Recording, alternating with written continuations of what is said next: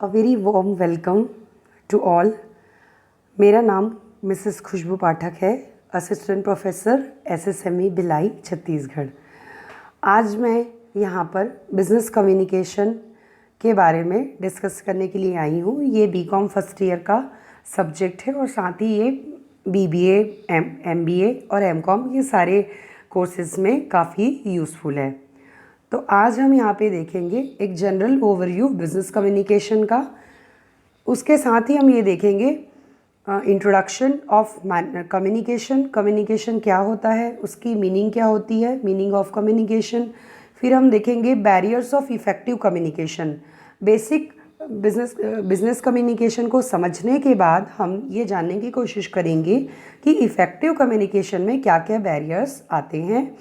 फिर overcoming communication barriers, जो barriers आते हैं उसको हम कैसे ओवरकम कर सकते हैं, उसे कैसे सुधारा जा सकता है, उसको भी हम यहाँ पे देखेंगे। और लास्ट में हम देखेंगे 7 C's ऑफ इफ़ेक्टिव कम्युनिकेशन। ये बहुत ही इम्पॉर्टेंट टॉपिक है, most of the time exam में ये पूछा जाता है, 7 C's ऑफ इफ़ेक्टिव कम्युनिकेशन। तो चलिए आइए आज का प्रेजेंटेशन स्टार्ट करते हैं। सबसे पहले हम लोग इंट्रोडक्शन देखेंगे।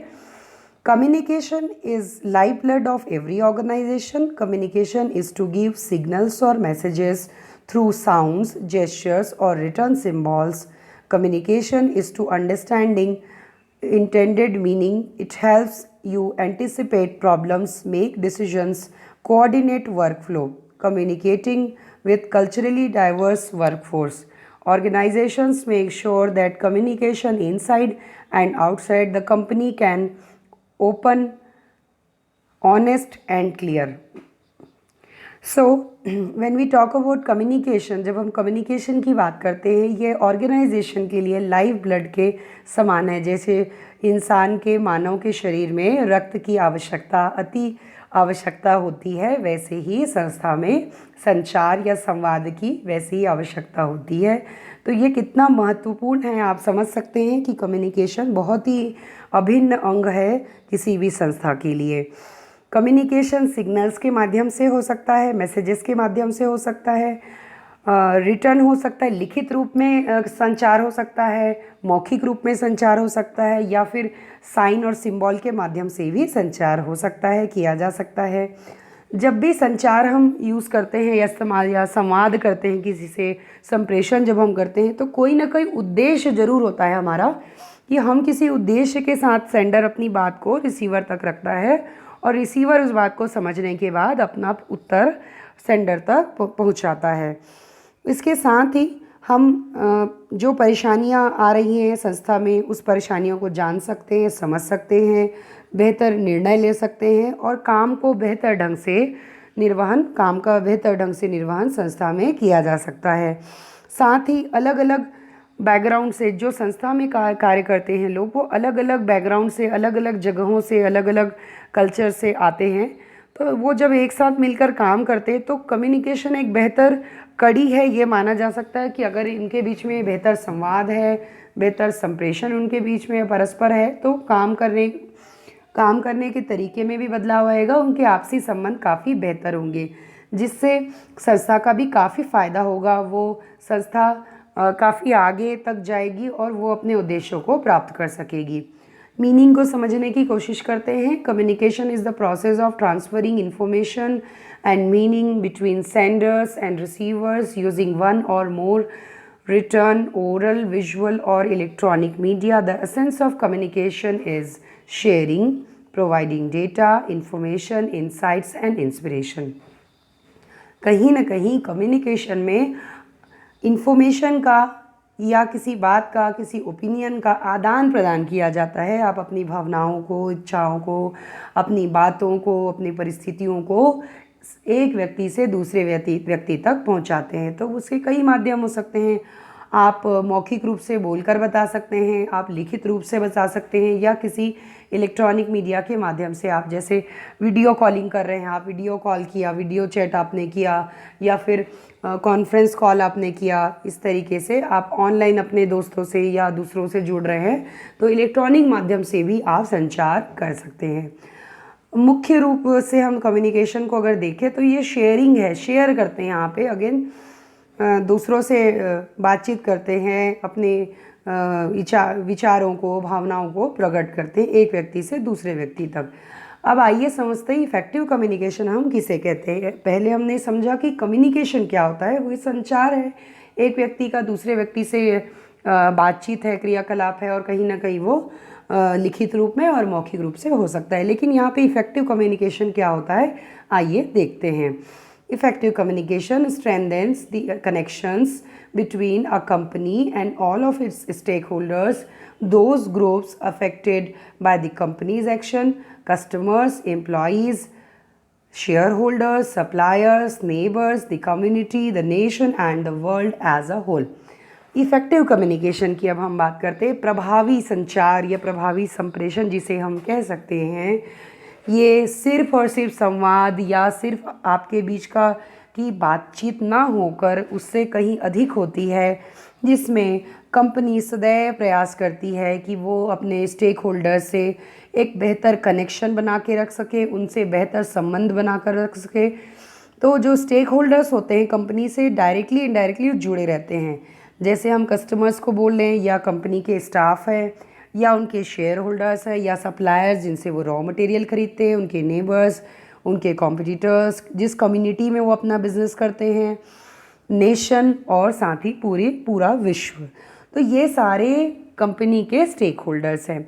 तो कहीं ना कहीं इफ़ेक्टिव कम्युनिकेशन क्या हुआ, जिसमें आप दूसरे व्यक्तियों से बेहतर संबंध, बेहतर संचार, बेहतर बातचीत करके उनसे अच्छे संबंध स्थापित करने का जब प्रयास करते हैं संचार या संप्रेषण के माध्यम से, तब हम इसे इफ़ेक्टिव कम्युनिकेशन कहते हैं, जिसका पूरा रिजल्ट कंपनी को डेफिनेटली मिलता है। उसे अधिक से अधिक मुनाफा होता है, आपसी संबंधों में भी सुधार आता है, स्टेक होल्डर्स से सभी से उनके संपर्क और संबंध बेहतर होते चले जाते हैं। इफ़ेक्टिव कम्युनिकेशन के कुछ बैरियर्स भी हैं, तो आइए चलिए कुछ बैरियर्स भी हैं हम देखते हैं। पहला है फ़िल्टरिंग, फ़िल्टर करना। फ़िल्टर करने में कुछ चीज़ों को जैसे छान कर दिया जाता है। जैसे क्या होता है, कंपनी जब अपनी कुछ बातों को दूसरों से, अपने स्टेक होल्डर से वो जब डिस्कस कर रही है, जैसे सप्लायर से किसी बात को लेकर चर्चा हुई, या आपकी अपने फाइनेंशियल इंस्टीट्यूशन बैंक से आप किसी बात को लेकर चर्चा कर रहे हैं, तो बातें रिफाइंड होकर जाती हैं। तो कभी कभी होता है कि टॉप लेवल मैनेजमेंट ने किसी बात को कहा है सप्लायर को कहने के लिए, वो बात कई लोगों से गुजरते हुए कहीं ना कहीं फ़िल्टर हो जाती है, और जो बात हमें कहनी थी वो पूरी बात नहीं कह पाते, उसका सार ही संक्षेप रूप में ही हम उसे कह पाते हैं। तो कभी कभी कुछ बातें छूट जाती हैं कहने के लिए, तो फ़िल्टर हो जाती है इन्फॉर्मेशन। तो ये हमारे लिए काफ़ी नुकसानदायक है। सेलेक्टिव परसेप्शन, अब अगर मार्केटिंग मैनेजर ने कोई प्रोडक्शन मैनेजर, जैसे देखिए प्रोडक्शन मैनेजर ने कोई आदेश दिया सुपरवाइज़र को और कहा कि सप्लायर को हमें बताना है कि 100 प्रोडक्ट्स हमें बनाने हैं, उसके लिए उतनी क्वांटिटी में हमें रॉ मटेरियल अगले महीने तक प्रोवाइड करें। ऐसा प्रोडक्शन मैनेजर ने सुपरवाइज़र को कहा, पर सुपरवाइज़र के दिमाग में कहीं ना कहीं किसी बात को लेके पहले से ही कोई बात है, उसके दिमाग में कोई परसेप्शन, कोई धारणा उसने अपने दिमाग में बना ली है, कोई बात उसको के दिमाग में घर कर गई है। तो वो जो है सप्लायर को डायरेक्टली मैनेजर की पूरी बात ना बताकर उस बात को तोड़ मड़ोड़ करके या अपनी भावनाओं के साथ जोड़कर, अपने नज़रिए के साथ जोड़कर उसको वो बताता है। वो ये बताता है कि हमें 100 यूनिट अगले महीने बनाने हैं, तो अगले महीने आप रॉ मटेरियल भेज दो, और अगर आप नहीं भेज पा रहे हो तो उसके बाद भेज दो। तो इससे ये नुकसान हो सकता है कि आपका प्रोडक्शन जो है वो रुक जाएगा, आपके प्रोडक्ट जो है बनकर मार्केट में नहीं आ पाएंगे। तो कहीं ना कहीं परसेप्शन और नज़रिए के फ़र्क से भी काफ़ी नुकसान होता है। इमोशंस जुड़े होते हैं, संस्था भी से भी हम काम करते हैं एक दूसरे के साथ में, तो भावनाएं जुड़ी रहती हैं। कोई किसी से हमारी अच्छी गहरी दोस्ती होती है, किसी से हमारी अच्छी उतनी बातचीत नहीं हो पाती, उतनी कंपैटिबिलिटी नहीं हो पाती जितनी की होनी चाहिए। तो सबके साथ सभी अच्छे रिलेशंस रहे ये ज़रूरी नहीं है। मानव की प्रकृति भिन्न भिन्न होती है, उसी प्रकार से उसके संबंध भी रहते हैं। तो इमोशंस के कारण है, शब्दों के कारण, कभी कभी हमने ज़ोर से चिल्लाकर बोल दिया, क्या हम शब्दों का चयन हमने सही नहीं किया। अगर हम किसी को कह रहे हैं कि तुम मार्केट चले जाओ सब्जी लेकर आओ, अगर हमने एक कहा, ये बोलने का एक तरीका है, दूसरा तरीका ये होगा कि तू थैला ले और तू निकल जा। अगर इस तरीके से अगर हमने बात की, तो दूसरे तरीके में शब्दों को जिस तरीके से प्रयोग किया गया है तो सामने वाले व्यक्ति को ये सुनने में बहुत बुरा लगेगा, वो उसके कानों को प्रिय नहीं होगा। तो कहीं ना कहीं शब्दों के चयन, हमारी भावनाओं का असर जो है इफ़ेक्टिव कम्युनिकेशन पर पड़ता है, नकारात्मक रूप से पड़ता है, स्वाभाविक है। इन्फॉर्मेशन ओवरलोड हो जाता है, बहुत सारी इन्फॉर्मेशन है, बहुत सारा वर्कलोड है कंपनी में, तो हम ये काम करें या वो काम करें, अभी बॉस को ये जाके बताना है, फिर वर्कर्स को ये बातें बतानी है, सुपरवाइज़र से ये मीटिंग हमें करनी है। तो कई बार एक समय में कई प्रकार की जानकारी आपके पास एकत्रित हो जाती है। सडनली कोई मीटिंग हुई और आपको कई प्रकार की बातें बता दी गई, गाइडलाइन दे दी गई। अब उन इन्फॉर्मेशन को आपको लोअर लेवल में जाके सुपरवाइज़र्स को या वर्कर्स को भी बताना है, फिर मिडिल लेवल मैनेजमेंट में आपको अपने जो सहपाठी काम कर रहे हैं, जो साथ में आपके कलीग्स जो काम कर रहे हैं, उनसे भी इस बारे में चर्चा करनी है। तो कई बार ऐसा होता है कि हम सारी बातों को ना बताकर कुछ चीज़ें भूल जाते हैं, ज़्यादा प्रेशर होने के कारण दिमाग में ज़्यादा बर्डन हो जाता है कि बहुत सारी इन्फॉर्मेशन है, तो कुछ चीज़ें हम स्किप कर जाते हैं। ये इसीलिए होता है कि आपके पास में इन्फॉर्मेशन अतिरिक्त मात्रा में एकत्रित हो गया है, पर लेकिन आपका दिमाग उतने की ही प्रोसेसिंग करेगा जितना कि वो समझ सकता है। एक समय में एक ही बात को समझेगा और उसको वो सामने वाले को बताएगा। नॉन वर्बल साइन ऐसे होते हैं, यहाँ शब्द नहीं होते हैं, आप साइन और सिंबल के माध्यम से आप कम्युनिकेशन कर रहे होते हैं। जैसे कई बार ये नेगेटिव जाता है, कभी कभी कई लोग ऐसा करते हैं, बार बार सिर का हिलाना, बार बार पैर का हिलाना, बार बार आप कंधे को ऊपर की ओर चढ़ाते हैं, बार बार कंधे को ऊपर की ओर चढ़ाना, बार बार अपनी शर्ट की कॉलर ऊपर करना, बार बार चेहरे कई लोग करते हैं ना कि कई लोग कुछ कन्फ्यूजन में होते हैं, तो बार बार अपने सिर, बालों में खुजली नहीं हो रही होती उन्हें, लेकिन फिर भी वो क्या करते हैं, बार बार सिर में हाथ फेरते रहते हैं, चेहरे में हाथ फेरते रहते हैं। तो कई बार ऐसे नॉन वर्बल सिग्नल्स होते हैं जो कहीं ना कहीं हमारे इस इफ़ेक्टिव कम्युनिकेशन में नुकसानदायी होते हैं। टाइम प्रेशर भी रहता है क्योंकि टाइम लिमिट है, कभी कोई मीटिंग है, कभी किसी से फ़ोन में बातचीत करनी है, उस समय की सीमा अगर निश्चित है तो हो सकता है आप उतने प्रभावी ढंग से उस बात को नहीं रख पाएँ। उसके बाद में हम ये देखते हैं कि ये तो सारे बैरियर्स है, इसे दूर कैसे किया जा सकता है। इस बैरियर को, communication barrier between people, differences in perception, important trades of good communicators. तो ये देखिए हम इसे कैसे दूर कर सकते हैं। कहीं ना कहीं हमारे लोगों की धारणा, हमारे परसेप्शन, हमारी विचारधारा में अगर हम थोड़े परिवर्तन लाएं तो हम इसमें परिवर्तन करने के बाद इन सब परेशानियों से दूर कर सकते हैं। साथ ही अगर हमें एक अच्छा बेहतर संवाद करने वाला बनना है, गुड कम्युनिकेटर अगर बनना है, तो हमारे में क्या क्या गुण होने चाहिए। परसेप्शन हमारा होना चाहिए, एक विचारधारा में अपनी खुद की बनानी पड़ेगी। प्रिसिशन मतलब आप बहुत ही समराइज्ड माध्यम से, बहुत ही छोटे से सरल भाषा में आपने अपनी उस बात को बेहतर ढंग से सामने वाले तक पहुंचाया। कंट्रोल होना चाहिए अपनी भावनाओं पे, अपने विचारों पे, किस समय पे क्या बोलना है और क्या नहीं बोलना। कंजेनियलिटी कि कहीं ना कहीं आप क्या बोल रहे हैं, कैसे बोल रहे हैं और आपकी कितना आपने शिष्टाचार का, ये सब बातों का ध्यान रखा है। गुडविल, आपकी एक अच्छी इमेज भी बन सकेगी। एक अच्छा इमेज आपको बनाना है तो आप बेहतर संवाद अगर करेंगे तो आपकी अच्छी जो छवि है लोगों तक ज़रूर पहुंचेगी। नॉन वर्बल कम्युनिकेशन जिसमें कि आई कांटेक्ट होता है, आईज होते हैं, आई का मूवमेंट है, आई कांटेक्ट है, फेशियल एक्सप्रेशंस होते हैं, फिर बॉडी लैंग्वेज होती है। बॉडी लैंग्वेज से हमारी जेस्चर्स है, पोस्चर्स है, इस तरीके से हमारी शारीरिक भाव भंगिमा के परिवर्तन से ही कोई व्यक्ति हमारे मन में क्या चल रहा है उस बात को वो जान पाएगा। तो नॉन वर्बल कम्युनिकेशन में भी कुछ एक छोटी छोटी बातों का अगर हम ध्यान रखें तो हम इसे बेहतर बना सकते हैं। आइए देखते हैं 7 C's of effective communication. To compose effective written और oral messages we must apply certain communication principle. 7 C can apply to both oral and written communication. ये दोनों ही कम्युनिकेशन में प्रभावी है, लिखित रूप में भी और मौखिक रूप में, दोनों प्रकार के कम्युनिकेशन में ये काम आता है। This principle basically apply on sentence level. Sentence जहाँ पे हम अपने पूरे मैसेज को बना रहे हैं वहाँ पे ये काम आता है। पहला हम देख रहे हैं completeness. Message receiver either listener और reader desire complete information to their questions. Remember the 5W and 1H.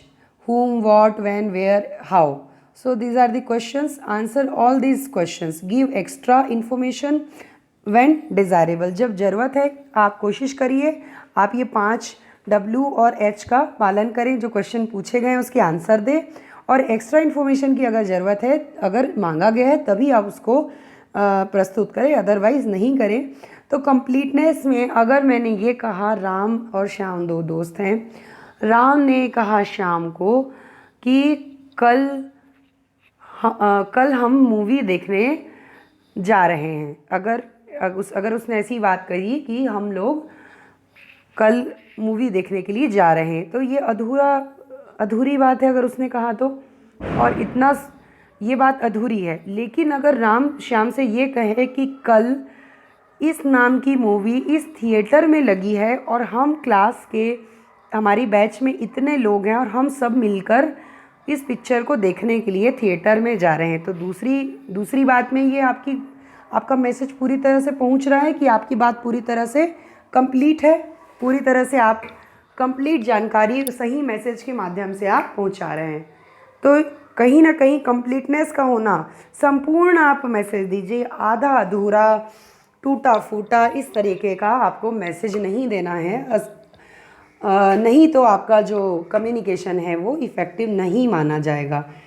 दूसरा हम कंसाइजनेस देखते हैं। Use one word in place of phrases, one sentence in place of two, read out loud to listen for wordiness, omit outdated expression, ask yourself what material is really relevant, look for unnecessary repetition, does the same word or idea appear too often। कभी कभी होता है conciseness में हम छोटे से कम शब्दों के प्रयोग से हम अपनी पूरी बात को सामने वाले व्यक्ति तक पहुंचा सकें। तो हमें ज़्यादा से ज़्यादा शब्दों का इस्तेमाल नहीं करना है, कम से कम शब्दों का चयन करें, शब्दों को बार बार रिपीट ना करें। जैसा कभी होता है हम कुछ शब्दों को बहुत बार रिपीट करते हैं, तो रिपीटिशन नहीं होना चाहिए। पुराने तरीके के एक्सप्रेशन जो है, पुरानी कोई बात आप बार बार किए जा रहे हैं वो बात आप ना करें, अननेसेसरी रिपीटिशन ना करें। अपने शब्दों को और अपने आइडिया को एक बार निर्धारित कर लें कि मुझे क्या बोलना है, कैसे बोलना है, और कंसाइज रूप से बहुत ही ब्रीफ मैनर में, बहुत ही लघु तरीके से अपने मैसेज को, अपने संदेश को एक व्यक्ति से दूसरे व्यक्ति तक पहुंचाना है। तो कंसाइजनेस हुआ। इसके बाद हम देखते हैं consideration. See your material from your readers point of view, you is more desirable than I or we in most instances. Readers like to see benefits. Be sure benefits are a prominent part of the message. Consciously use positive words. Readers will react more favorably.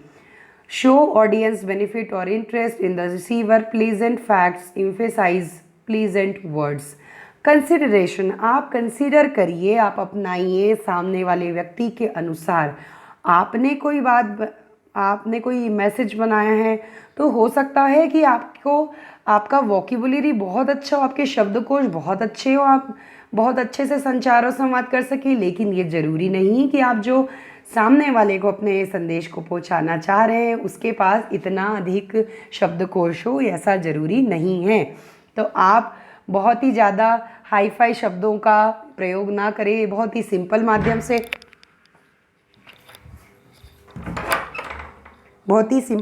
से आप अपनी बात को रखें सामने वाले के सामने, और कहीं ना कहीं यू की जगह आई या वी, हम का इस्तेमाल करें जब भी आप उदाहरण स्वरूप लें। जैसे मैंने उदाहरण लिया कि हम देखते हैं उदाहरण के तौर पे राम और श्याम, तो इस तरीके से अगर मैंने उदाहरण लिया होता कि मैं बाज़ार जा रही थी, मैं मूवी देखने जा रही थी, तो ये नहीं होना चाहिए। अगर आपने कोई मैसेज बनाया है तो रीडर के अनुसार आप बनाइए, हम से संबोधित करके ही उदाहरण दीजिए, और कोशिश करिए कि सकारात्मक शब्दों का आप प्रयोग कर सकें जो रीडर को सुनने में, समझने में अच्छा भी लगे और प्रभावी ढंग से आप अपनी बात को रह सके। तो पॉजिटिव शब्दों का चयन करिए, अच्छे शब्दों का चयन करिए, भारी भरकम शब्दों का प्रयोग मत करिए, बहुत ही आसान भाषा में अपनी बात को रखिए। तो कंसीडर करिए अपने ऑडियंस को और अपने रीडर्स को, इस बात का ध्यान रखिए। अगला है concreteness. Were you precise in using facts and figure wherever possible? Did you use the active voice more than passive? Is there action in verbs rather than in nouns or infinitives? Did you try to occasionally use vivid image building words, but in business writing use them separately?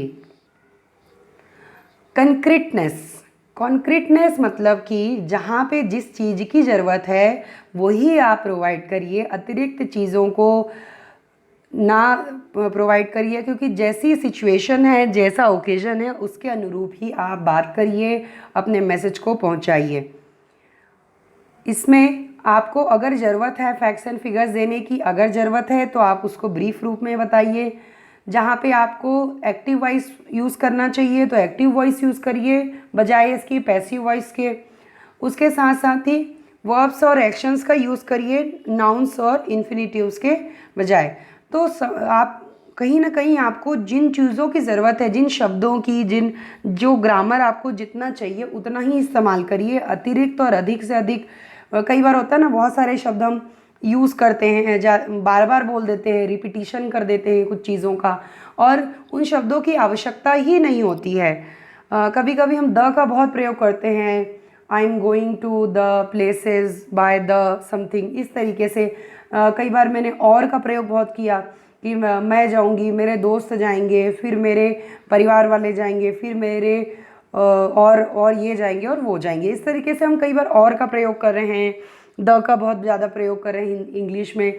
तो बहुत बार शब्दों का repetition, जहाँ आवश्यकता है facts and figures बताइए, जहाँ आवश्यकता है एक्टिव वॉइस में ही बातचीत करिए। शब्दों का बहुत ज़्यादा इस्तेमाल, रिपीटिशन, शब्दों का रिपीटिटिव वर्ड्स को यूज़ मत करिए। और बिजनेस राइटिंग में ये सारी चीज़ों का इस्तेमाल नहीं किया जाता है। तो बिजनेस राइटिंग हमेशा फॉर्मल होती है, तो इन बातों का हमें ध्यान रखना होता है। Clarity, choose as precise as or as concrete a word as possible. Select words that have a high sense of appropriateness for the reader. Opt for the familiar word, the one that is not pretentious.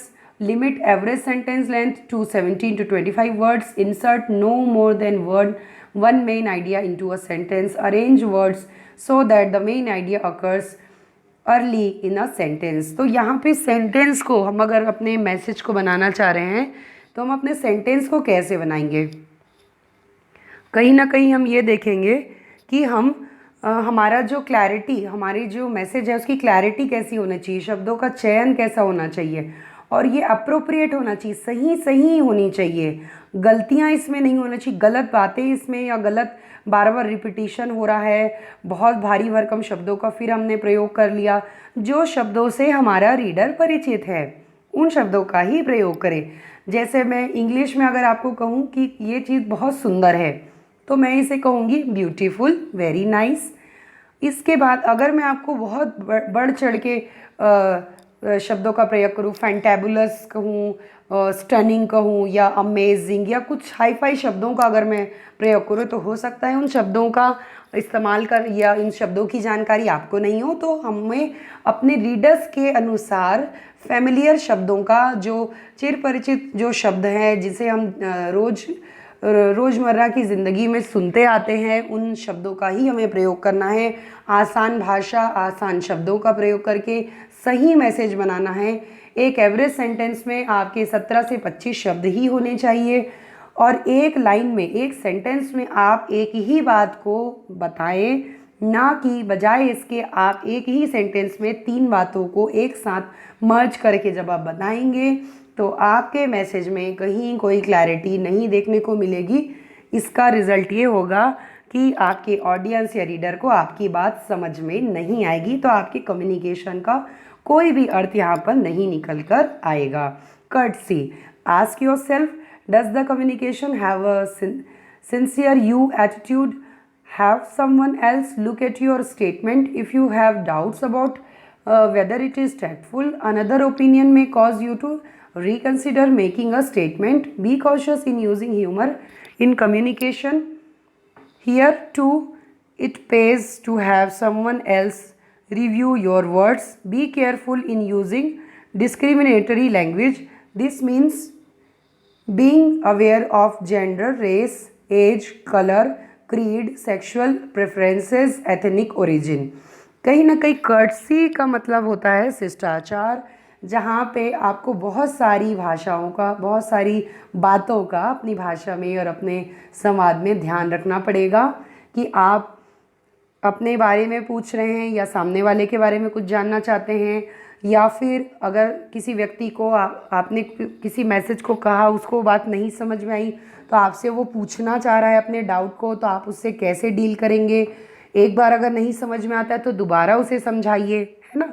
तो ये हो सकता है। Humour add करना है आपको अपने communication में, तो सेंस ऑफ ह्यूमर होना चाहिए। वो सेंस ऑफ ह्यूमर होना चाहिए, सेंस लेस नहीं होना चाहिए। कभी कभी होता है ना, हम दोस्तों के बीच में उटपटांग छोटी छोटी बातों को ही लेकर हंसने लग जाते हैं, तो उस बात का कोई ना कोई सेंस निकल के आना चाहिए। तो सेंस ऑफ ह्यूमर का प्रयोग करिए, ना कि सेंसलेस ह्यूमर का। इसका हमें ध्यान रखना है। डिस्क्रिमिनेटरी लैंग्वेज का इस्तेमाल नहीं करना है। किसी के लिए, किसी जेंडर को लेके, रेस, एज, कलर को लेकर हमने अगर कोई बात कह दी तो वो उस व्यक्ति को चुभ सकती है, उसको वो ख़राब लगेगी वो बातें। अगर आपने ऐसा किसी को संबोधित करते हुए, किसी ओरिजिन को, किसी कल्चर को या किसी व्यक्ति को आपने संबोधित करके, पॉइंट आउट करके उसके विषय में आपने वो मैसेज को कहा है, तो वो उस व्यक्ति को काफ़ी बुरा लगेगा और इससे आपका जो संवाद है, आपका जो कम्युनिकेशन है, वो पूरी तरह से ख़राब हो जाएगा। तो कर्टसी, शिष्टाचार का अवश्य ध्यान रखें, यह बहुत ज़रूरी है। जैसे ही आपका मैसेज ज़रूरी है, आपकी बातें, आपके शब्दों का चयन, ये सारी चीज़ें इतनी महत्वपूर्ण है, वैसे ही आपका शिष्टाचार भी होना चाहिए। Correctness, select the right level of language for your communication, either formal or informal. Realize that informal language is also used in business communication. Check often by letting another person read your material for correct figures, facts and words. Apply the principles of accepted mechanics to your writing. कहीं ना कहीं आप correctness के लिए, correct होना चाहिए, सही होना चाहिए, राइट लेवल का आपका लैंग्वेज होना चाहिए। वो फॉर्मल भी हो सकता है, मतलब आप ऑफिशियल लैंग्वेज का भी इस्तेमाल कर सकते हैं, अनऑफिशियल या इनफॉर्मल भी हो सकता है।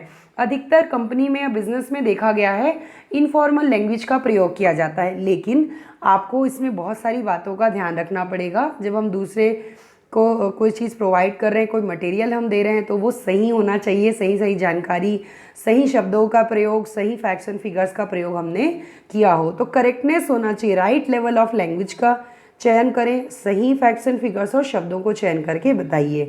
तो यहाँ पर 7 C's of effective communication complete हुआ। 7 C's ऑफ कम्युनिकेशन में एक एक सी को अगर आप बारीकी से देखेंगे, जानेंगे, समझेंगे और अगर आप इसे अपने दैनिक जीवन में भी आत्मसात करेंगे तो निश्चित रूप से आप एक गुड कम्युनिकेटर के रूप में आगे आएंगे। एक प्रभावी संप्रेषक की भूमिका आप समाज में निभा पाएंगे।